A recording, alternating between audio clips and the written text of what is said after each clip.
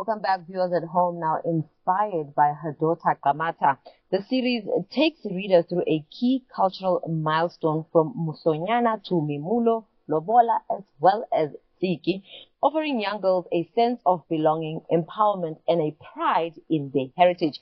In a time where indigenous languages face erasure and cultural knowledge is at risk of being forgotten, Nompumelelo Ngcobo writes exclusively in isiZulu, Venda, Sesotho, and so much more, as an act of preservation, resistance, and affirmation. Now, I am joined by Nompumelelo herself to give us more insight on this beautiful, beautiful journey that she undertook, because she saw that, you know what, if I don't act, I might as well be contributing to, language erasure.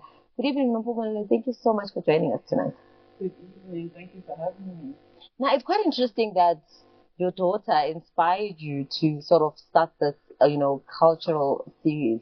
I want to know from you in terms of why is it important for you to base it on your daughter's perspective? Okay, it was my daughter who inspired me, but way before she was born, I was inspired through working as a bookseller at one of the mainstream bookshops in 2007, in my second year of varsity, where we were cleaning up and I went to clean up the African fiction. There was none. African non-fiction, none. I went to clean up the children's section. There were no books. Wow. So in that very same year, I wrote a book of a child, a baby girl going to a wedding, but it didn't materialize to anything. And then when I got my own baby girl, I decided to base the stories on her and her curiosity and her perspective and her expectations. Now, speaking to you tonight as a mother, an author, a scholar in that sense, as well as, also a researcher, why do you believe, or what does, the idea of cultural preservation mean to you? Cultural preservation, to me, is decolonization. And it's decolonization through indigenization. I believe there can be no decolonization without indigenizing. And indigenizing through using our languages, our mother tongues, through having books, animated series, movies, fun things for the generation coming that they will enjoy. So in indigenizing in that sense, in a contemporary sense. Now, what made you now, partake in this very, bold journey of writing exclusively in isiZulu, isiVenda, and so forth? Because, when, as you're mentioning, through your, journey as a varsity student, you didn't see none, and you were like, you know what, I'm gonna bridge the gap. And now it's like you could have easily, wrote a book in English, but you were like, you know what, I'm gonna put in the sweat and the hard work to ensuring that, I preserve that in that instance. But what made you now take that step? Because I think behind the scenes you were sharing with me to say you actually, contacted someone who is so well versed in the language to help you, translate this isiZulu book into a language that they are, very fortified in. Like, really, what made you now go to those lands? I had a conviction. Not to write in English. I had a conviction. I write in English every day. I'm an academic. I write my papers that I publish in English. I write my emails in English. And that peeves me that I write my emails in English. So I told myself, this thing that is mine, I'm not going to write it in English. I'm not going to write this in English. This is, and it deserves to be written in mother tongue in any case. Why would you write about Memulo, Umsonyana, Utiki in English? Like, who's going to get it? Not so long ago, one of our directors was now translating a name, like a vernac. I believe it was a saying, if not a joke. And I think all of us were like, it's so dry. Like, it doesn't really speak to me as someone who actually knows it in vernac and how it, like, literally I resonate with it. Now in English, it sounds so foreign, sounds so, I don't know, different. Yeah. It's like the proverbs, how they are translating the proverbs. That really peeves me. It really irritates me. No, And so much is lost in translation anyway. yeah. We're not being petty. Yeah. A lot is lost in translation. Yeah. And some feelings are not best, explainable to say, Nonsense. yeah. Now, just seeing the fact that, you write about Msonyana, Memulo, Lobola, and Tiki, why was it that you selected these specific, or chose to focus on these specific, cultural traditions and not the, we know that there is a lot of varied cultural traditions that exist. So what made you specifically to say, for now, I'm assuming, I'm going to focus on these? I know there's an array of cultural events that I could have chosen from. Yeah. But I was thinking of Ukamata. She's a little girl. Yeah. I was thinking which one is more suited for her. Umhlonyana, she's going to go through puberty in 6 years' time. Umhlonyana is important for her to know about. Umemulo, woman coming of age, is important for her to know about. And then I just threw in, I was initially going to write just a book or two. Yeah. And then I threw in Amalobolo and I threw in a thing. And it just came together very nicely. Wow. And I was like, I'm not messing with this formula.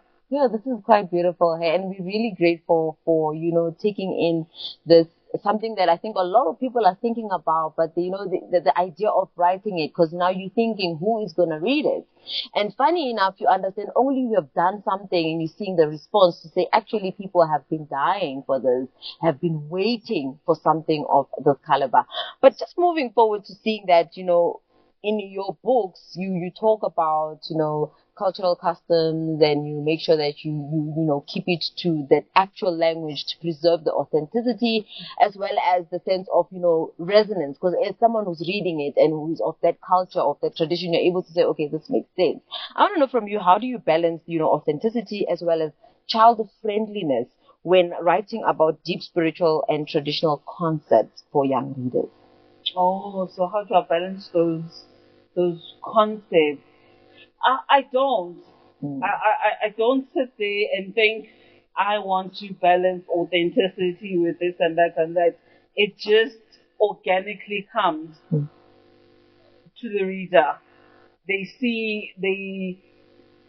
And that's how I feel writers should that's how I feel the relationship between writer and reader should be in any case.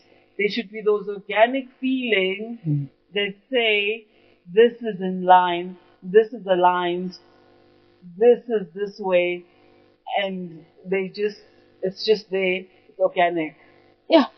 Now, people have seen the book, and you sit behind the scenes somewhere like, I want the whole series. I don't want just one part. I want all the parts.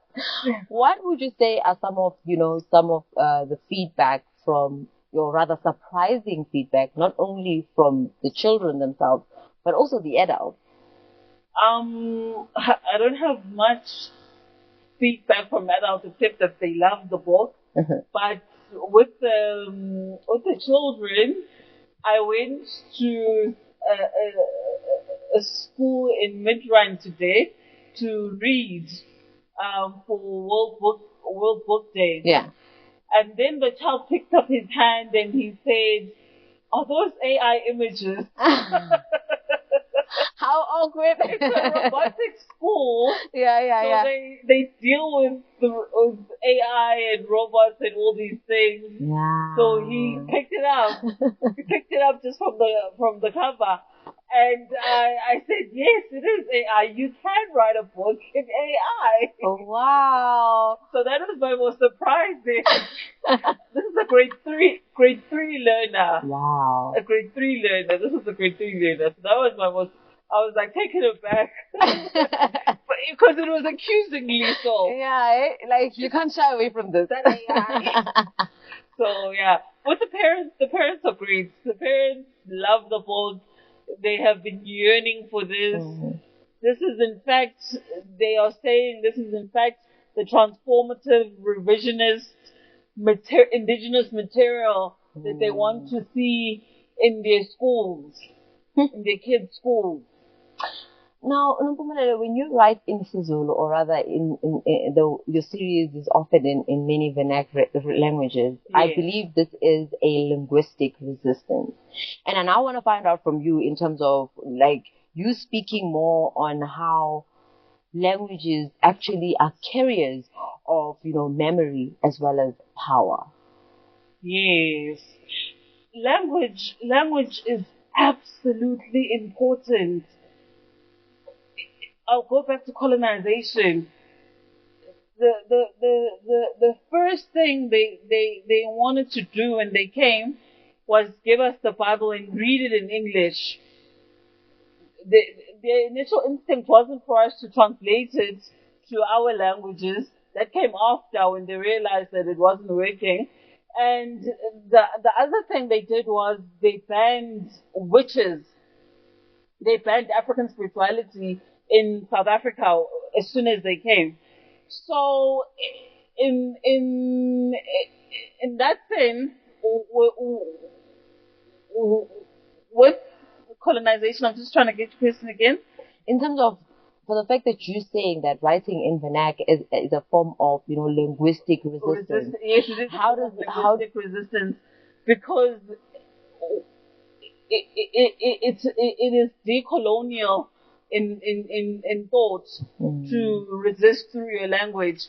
And language is very important, because language is how we communicate with our higher power, whomever he is that we praise.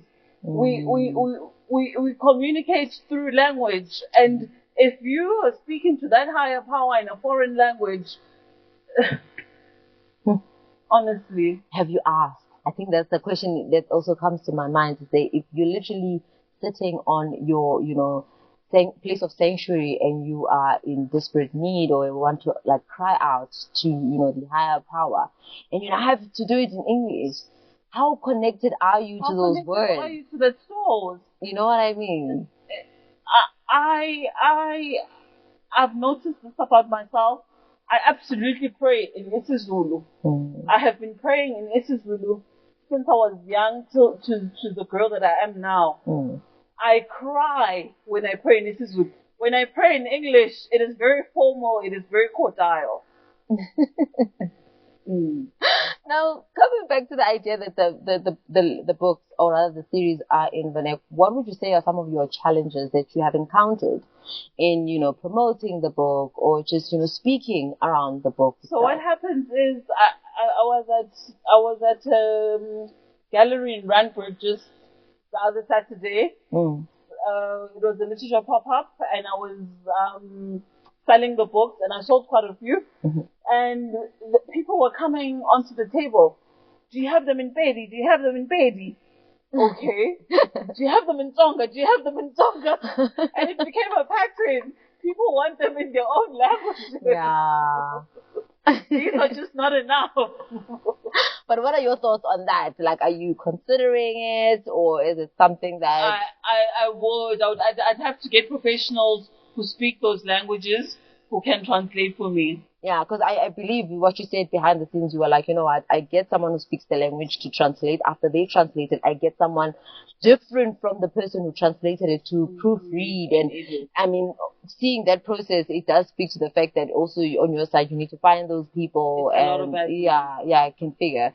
But now seeing the fact that, as a cultural researcher and policy analyst, how does your academic work inform your creative writing and vice versa?